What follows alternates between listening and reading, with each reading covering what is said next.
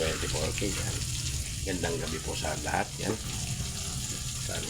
Yung ano po natin, yung budget meal po natin ng Elsa. Nabili natin kaninang umaga sa 50 pesos lang po, pero marami na siya. Yung papagpauwi lang po yun, doon ako nakakabiling murang isda. Pero pag hindi pa pauwi, nasa presyo pa po yun. Mahal pa, 100 pa ang gano'n.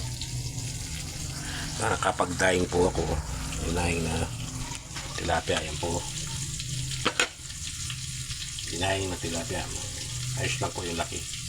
Kaluto na ako. Ay, nakain na yung iba. Pero piniprito ko. Tinaing na tilapia.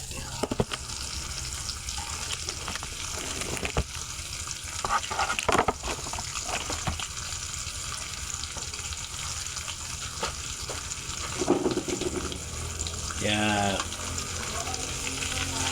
konting pinirito lang po ginagawa ko dahil pipiritoin po uli yan.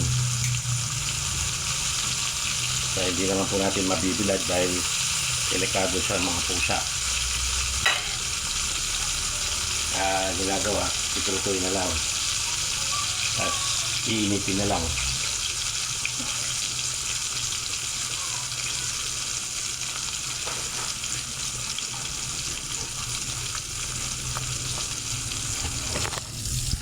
Technical lang po natin para hindi masira yung ating pag pinatagal pa po natin yan ang isang araw sa nangangamoy po yan, baka hindi mo na makain yan, pag masama yung lasa ng ang isda yan, napirito na, iinitin na lang po yan, yan.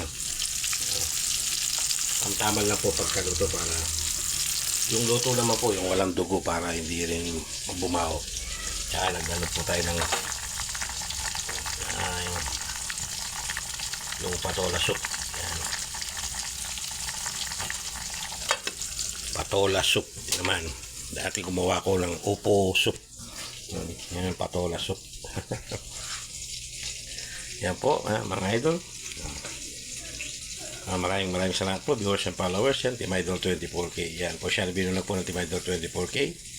Lagi po tayo magdarasal sa ating kaligtasan at pasasalamat sa Diyos. Yan. Thank you very much po. Yan, continue lang po yung pagluluto ko. Yan. Maraming salamat po.